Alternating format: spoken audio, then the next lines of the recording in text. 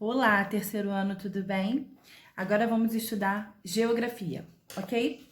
Nós vamos fazer no livro as páginas 176 até 183 e na ficha as páginas 97 até 100, ok? Vamos lá? Matéria nova. Vamos lá, página 176. Nós vamos falar nessa unidade um pouquinho sobre a água. A importância da água nas nossas vidas na agricultura, tá bom? Sem água não tem vida, né, gente? Nós precisamos da água para sobreviver. Então, vamos lá. A água na Terra. A água faz parte da distribuição do nosso planeta. Nós estudamos no outro livro que o nosso planeta ele é mais composto de água do que terra, não é? Assim como as rochas, o solo, as florestas, o ar e muitos outros elementos naturais nós temos no nosso planeta. Alguns elementos naturais do nosso planeta são considerados renováveis e a água é um deles. É renovável porque vai se renovando a cada dia. É algo que é inesgotável, né? Nós vamos ver isso mais adiante. Vocês vão entender melhor por que ela se renova a cada dia. Uma característica importante da água é que ela pode ser encontrada em 3 estados físicos. Ela pode estar no sólido, no líquido ou no gasoso. Tem aí a imagem para vocês entenderem melhor. Observe o esquema a seguir. Ela ilustra a relação entre a temperatura e a passagem do estado físico da água. Tá aí, ó. Ela está no estado sólido quando ela está em gelo, tá? Ou seja, está frio. Quando está muito frio, gelado, ela está no estado sólido. Depois ela passa para o estado líquido. Se ela sair do gelo, ela fica líquida, igual quando a gente abre a torneira, é o líquido, né? E quando ela vai para o quente, ela se torna no gasoso. É o vapor, ela evapora, né? Quando a gente coloca uma água no fogo para ferver, né, para esquentar, ela começa a ferver e vai subindo um vaporzinho. Se você deixar aquela água ali muito tempo, vai acabar aquela água, que ela vai secar, porque ela entrou no estado gasoso e foi embora, entendeu? Então, o gasoso é quando entra no quente, ela entra no estado gasoso. Então, esses são os 3 estados físicos da água: sólido, líquido e gasoso. Na página 177 tem uma atividade aí sobre esse assunto. Tá lá, o número 1. Complete as frases a seguir com as palavras que estão aí no box, ou seja, nesse quadradinho. Então, vamos completar com líquido, quente, sólido, gasoso ou fria, ok? Vamos lá. A. Quando a água está em estado, nós a ingerimos, ou seja, bebemos. Para nós bebermos, ela tem que estar em que estado? Líquido. B. Quando a água está em estado sólido, significa que ela está muito o quê? No sólido é gelo. Para ela virar gelo, a água está muito fria. C. Quando está muito, a água sólida derrete e fica líquida. Quando está muito o quê? Quente, né? Você deixa ali o sólido, né? No gelo. Tá quente, ela vai virar líquido. Então, quando está muito quente, na letra C. Letra D. Quando a água está em estado, ela forma vapor. Em estado o quê? Gasoso. Vapor é no gasoso. E letra E. Quando a água está no congelador, ela fica no estado sólido, tá? O gelo é sólido. Que tal representar os diferentes estados físicos da água? Você vai desenhar a água no estado sólido, líquido e gasoso, tá? Aí você pensa aí, no sólido você pode desenhar uma forminha de gelo, um copo com gelo, não sei. Você vai fazer o desenho que você achar melhor, que represente a água nos 3 estados, tá bom? Página 100, dá pausa e faça a atividade, depois você volta, tá? Página 178. Vai falar um pouquinho do ciclo da água, onde vocês vão ver o porquê que ela se renova, gente. Ela tem um ciclo. Nessa imagem aí, vamos observar a imagem para você entender, compreender o ciclo natural dela. Isso faz parte da natureza, isso acontece naturalmente, sem que o homem precise fazer nada, tá? Vamos observar a imagem? Tem aí, ó, onde está o número 1. Essa água tá aí num riozinho, né? Vamos pensar que é um rio, ou oceano, né? Lagos, é a água que está aí armazenada em algum lugar, né? Essa água, ela recebe o calor do sol e ela se aquece. Nós acabamos de ver que quando a água ela aquece, ela entra no quente, ela acaba evaporando. Então, essa água, ao pouco, ela vai evaporando, ela vai entrando no estado gasoso e vai subindo. Tá vendo, ó? As setinhas para cima. Por conta do calor do sol, ela evapora, entra no estado gasoso e vai subindo com aquele vaporzinho.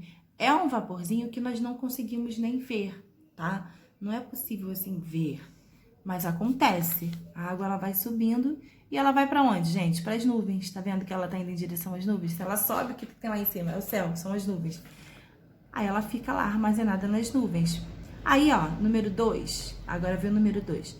É onde tem os ventos, né? Leva a nuvem para lá, leva a nuvem para cá.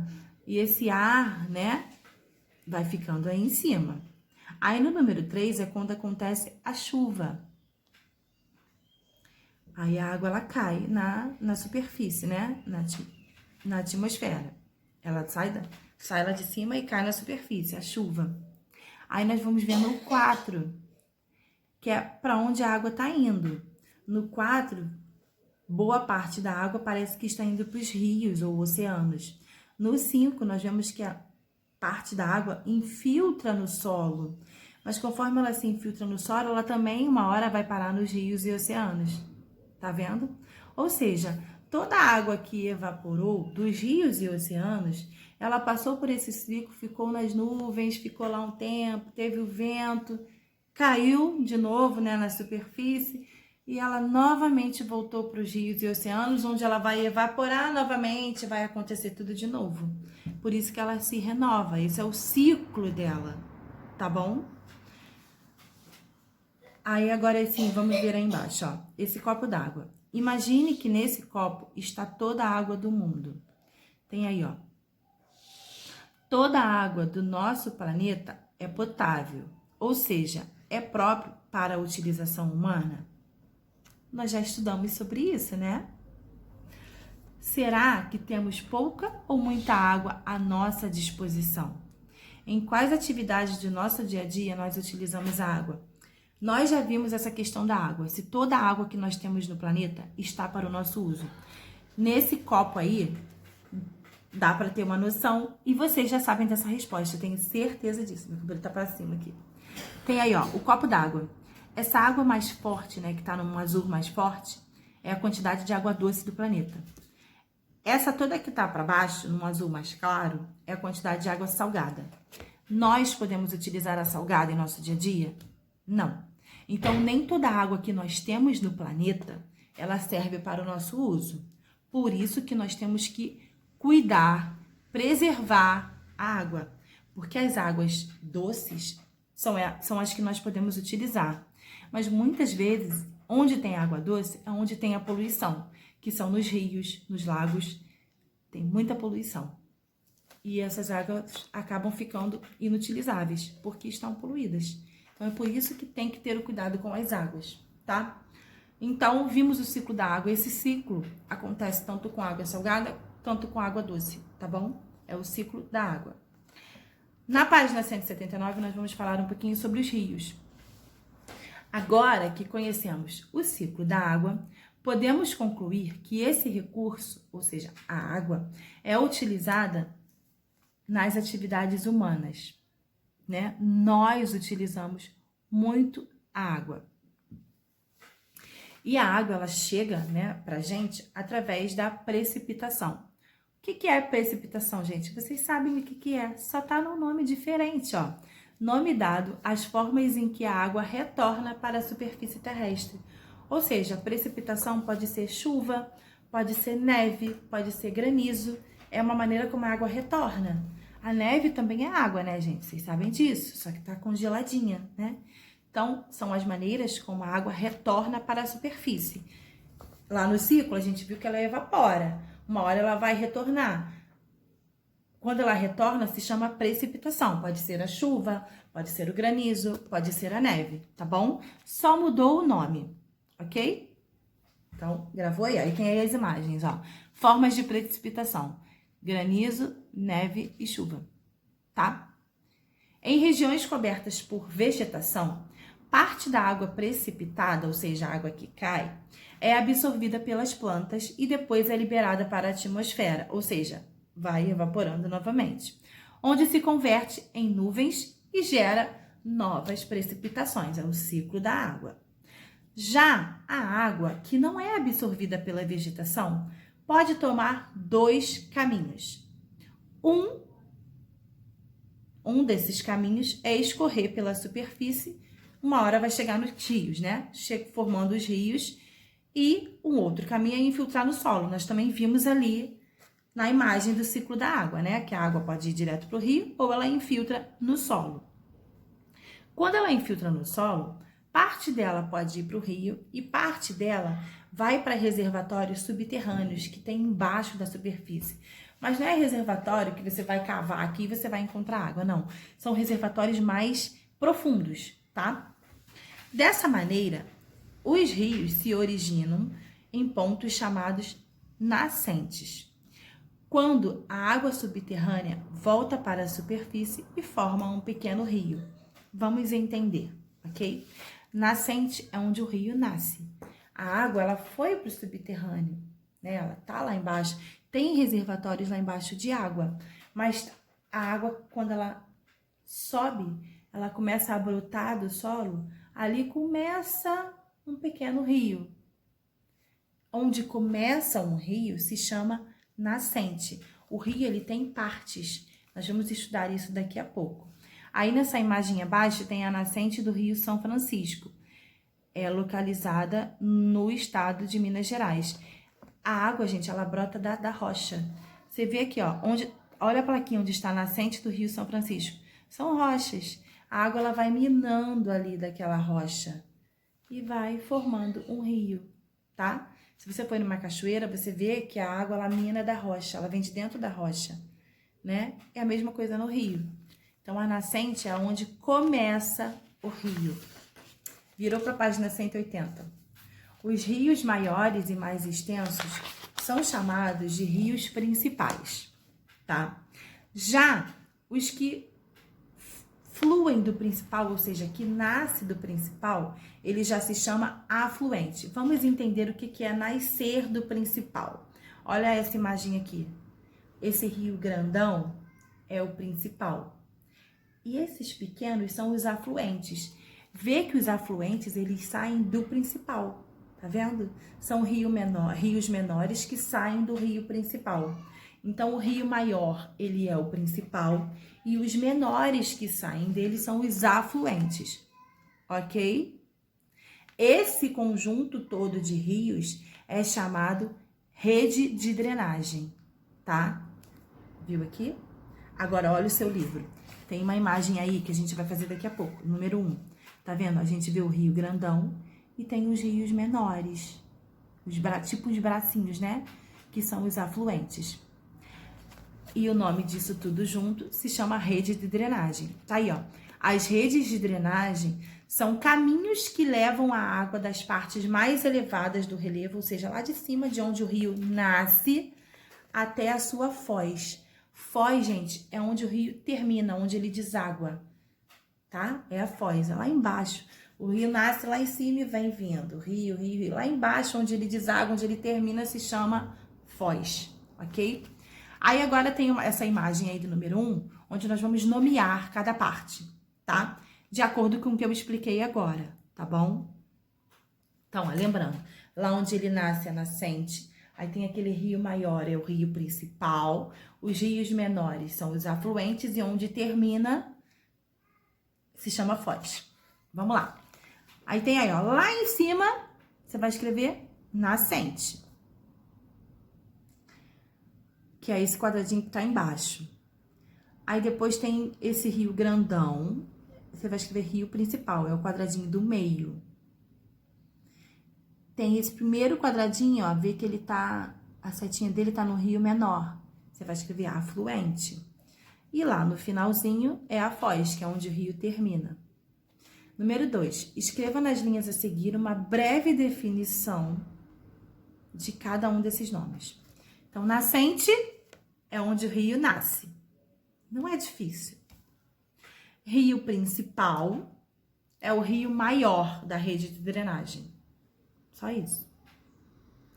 Afluente é o rio menor que o rio principal. E foz é onde o rio desemboca, é onde ele termina, onde ele deságua. Ok? Fez? Se não terminou, dá um pause aí para você fazer. Agora a página 181.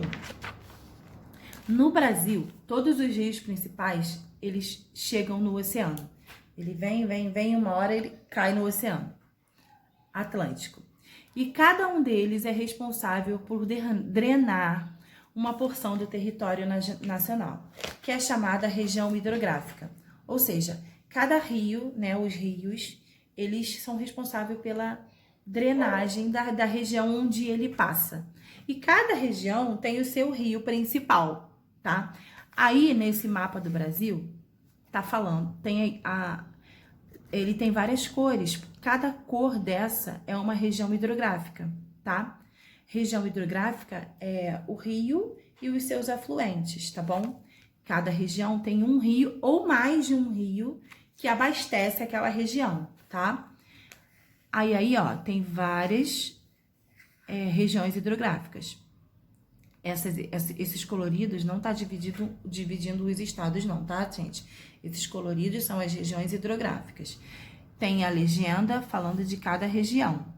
Vamos ver o que ele pede para nós analisarmos, o que o livro pede para nós analisarmos nesse mapa. Número 1. Quais regiões hidrográficas existem no seu estado? Aí nós vamos ver lá no Rio de Janeiro. Cadê o Rio de Janeiro, ó? Só tem Lilás, ou seja, só tem uma região hidrográfica. Você achou o Rio de Janeiro aí? Vê que só tem Lilás nele? Então, qual é a região hidrográfica? Vai ver na legenda. O que significa essa cor lilás? O que é, gente? Atlântico Sudeste. Então, o nome da nossa região hidrográfica é Atlântico Sudeste. Você pode escrever na letra A. Atlântico, porque esse oceano que está logo aí do lado é Atlântico. E Sudeste, porque o Rio de Janeiro está na região Sudeste, né? Por isso que tem esse nome. Letra B. Em qual região hidrográfica o seu município está localizado? Na mesma, né? O Rio de Janeiro só tem essa região hidrográfica, então é a mesma. Atlântico Sudeste na letra B também. Letra C. Qual é o principal rio da região hidrográfica? Não está escrito aí, tá? Eu fui pesquisar. Você pode pesquisar aí. Coloca aí no Google. Rio principal da Atlântico Sudeste que vai aparecer. Pesquisa aí, vai? Vou esperar um pouquinho pra você pesquisar. Dá pause. Pesquisou? E aí, o que você achou? Eu achei o Rio Paraíba do Sul, que é o maior, certo? Tem um outro rio também, mas o Paraíba do Sul, ele é o maior de todos. Então, eu só coloquei Paraíba do Sul. Letra D. Por que ele é o rio principal? Já falei a resposta, né? Porque ele é o maior rio, tá? Então, com isso, nós vimos qual é a região hidrográfica do nosso estado, que é Atlântico Sudeste, e o rio principal dela é o rio Paraíba do Sul. Página 182. Reservatórios de águas superficiais e subterrâneas. Meu Deus, que nome grande é esse? Vamos ver. Em nosso país, também é muito comum o uso de águas subterrâneas, ou seja, águas que estão embaixo da terra. Os reservatórios são formados pelas águas das chuvas que entram no solo e se acumula lá no fundo. Eu falei ali atrás que a água que entra no solo, ela pode ir para os rios e ela também entra e vai acabando ficando lá no fundo. Ela desce bastante e fica bem profundo, lá nas profundidades. Para a exploração dessas águas subterrâneas, é necessária uma perfuração. Não adianta somente cavar que nós não vamos encontrar. Tem que perfurar o solo mesmo. Tem que fazer um poço de água, né? O chamado poço de água. Existem vários tipos de poço. Se você não sabe o que é um poço, tá aí, ó. Poço d'água. Buraco feito no solo, né? Que ele é feito para a gente conseguir captar a água que está lá profundidade, nessa profundidade muito grande, né? Para chegar nas águas subterrâneas. Meu Deus, me enrolei nas palavras aqui agora. Para isso serve um poço. Aí tem uma imagem, é um poço, tá vendo? É um buraco grandão que faz para pegar. Aí tá pegando água com um baldinho, né? Mas não dá para pegar só com baldinho. Existem vários tipos, né, de poços. Nós vamos ver alguns. O primeiro, poço escavado ou poço caipira. É um poço pequeno, um poço menor. É um poço que não chega tão lá embaixo. Tá aí, ó. Dá pra ver a foto, tá vendo? É um poço rasinho que pega com um balde, simplesmente. Não tem bomba, não tem nada disso. É um poço sujeito à contaminação, porque as águas estão aqui muito em cima. Porque tem água mais em cima, mas vai tanto água. Quanto mais você cava, né? Não com a mão, mas com material.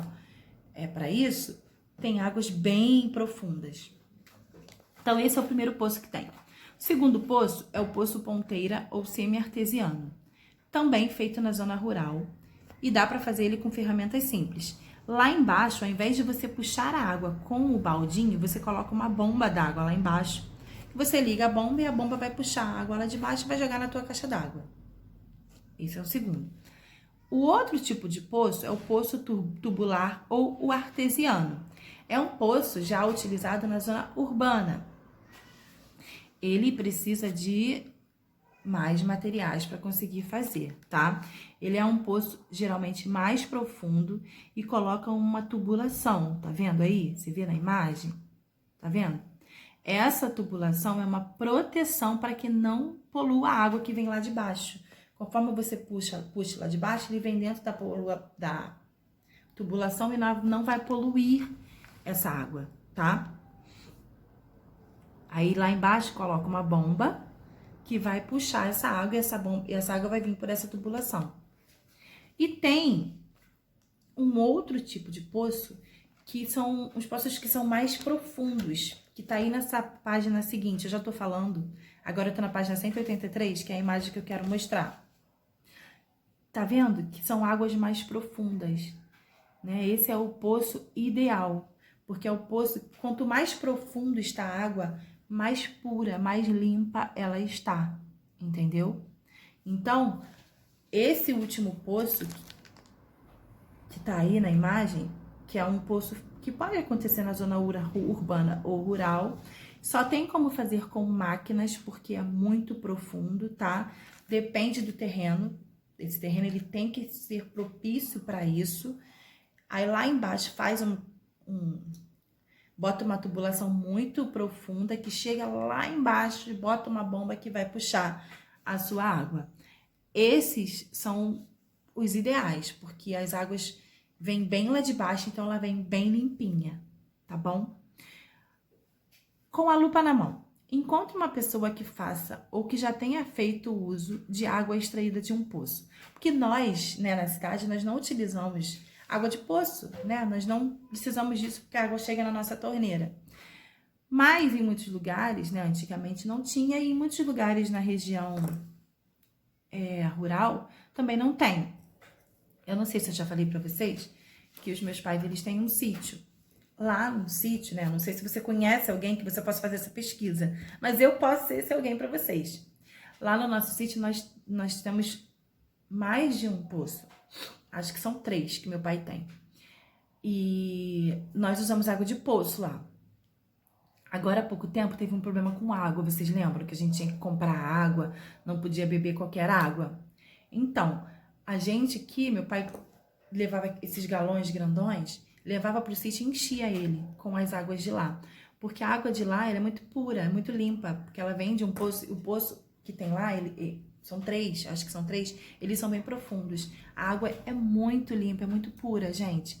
Então, não precisa nem passar pelo filtro, entendeu? Aí, o que meu pai fazia? Ele não deixava nem a água cair na caixa d'água, vinha direto, puxava com uma mangueira direto pro galão, para não, caso a caixa d'água estivesse suja, não sujava a água vinha limpíssima pra gente beber, ela vem até geladinha, porque é tão profundo que ela vem até bem geladinha, deliciosa, entendeu? Ela fica geladinha lá embaixo na terra. Mas aí vamos responder. Por que você fazia ou faz uso de água de poço?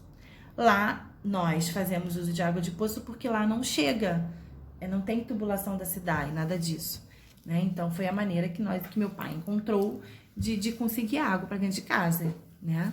Lá não tem a tubulação. Então, fez uma tubulação dentro do sítio mesmo para ter água.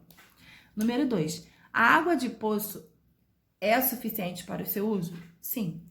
Toda a água que nós utilizamos lá é a água do poço que vem, tá? A gente tem que ligar a bomba para vir a água. Acaba a água da caixa d'água, tem que ligar a bomba que puxa lá do poço. 3. Em sua opinião, a água que passa pelas estações de tratamento é diferente da água de poço? Explique. Sim. A água do poço ela é mais limpa, ela é mais pura. Por mais que tenha passado pela estação de tratamento, né, a daqui, eu não bebo a água que sai na bica aqui da minha casa. A água lá do sítio a gente bebe, porque é uma água pura, limpa. Tá vindo lá de baixo, dos aquíferos. Aí embaixo, ó, eu falei aquíferos porque eu lembrei que eu esqueci de explicar o que é aquífero. Dependendo do local, a água pode ter origem em um reservatório subterrâneo muito profundo. São os reservatórios mais profundos que tem. São chamados de aquíferos.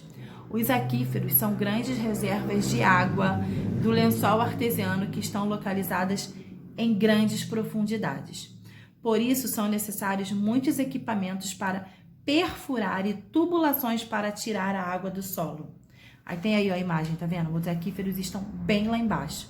Então, aquíferos são reservatórios subterrâneos muito profundos de água. Ok, gente? Ficamos por aqui. Ficou enorme esse vídeo, gente. Desculpa, mas é que a gente tinha que falar sobre esse assunto, tá bom? Façam a ficha. Queria até fazer ficha com vocês, mas não vai dar, senão o vídeo vai passar de 30 minutos. Eu não posso fazer isso com vocês. Então, páginas 97 até 100 da ficha, tá bom? Tchau, beijo.